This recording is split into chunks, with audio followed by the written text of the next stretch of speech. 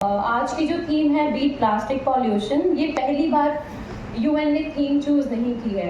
Plastic pollution मेरे ख्याल से पिछले 5 सालों में दूसरी या तीसरी बार थीम चूज़ की गई है। ये दर्शाता है कि प्लास्टिक कितना बड़ा प्रॉब्लम बनता जा रहा है।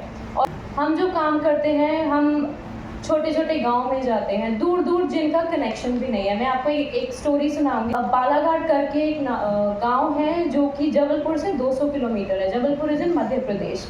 वहाँ की कम्युनिटी में एक युवा ने हमें रीच आउट किया, बोला कि मेरे गांव में प्लास्टिक की बहुत प्रॉब्लम है।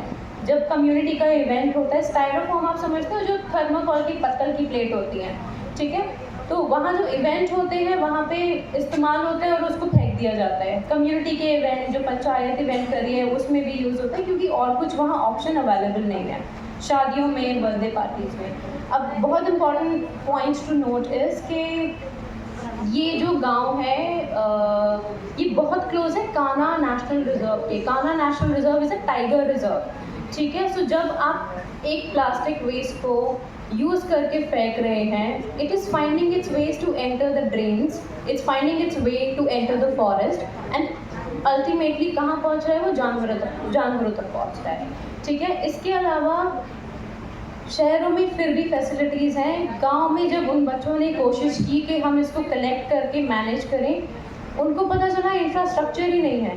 उसको वो कलेक्ट कर लेंगे, बट वहाँ गांव से 200 किलोमीटर जबलपुर कैसे लेकर जाएंगे? उसके लिए उन्हें पैसा भी चाहिए, ठीक है। सो अब क्या है, गांव की जो बच्चे थे, they came up with such an innovative idea. Again one of the examples you will be share today. उन्होंने अपनी ट्रेडिशनल नॉलेज, अपने घरों में जो बड़े बुजुर्ग लोग होते हैं, उनसे उन्होंने एडवाइस लिया कि हम क्या कर सकते हैं। तो वहाँ पे आपका साल के जो पेड़ हैं बहुत ज़्यादा हैं उस एरिया में। It's a forest area. They came up with N innovation कि एक समय था जब पत्तल हम उससे बनाते थे, लीफ से पत्तल बनाते थे। So a group came together and they started making biodegradable cutlery using sal leaf.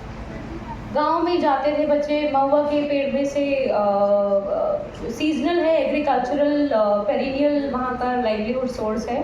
तो वहाँ पे क्या करते थे, ये पेरेंट्स के साथ अपने बच्चे गए, उन्होंने पत्ते तोड़े, उसको ऑर्गेनाइज किया, उसको स्टिच करके कटलरी बनाई।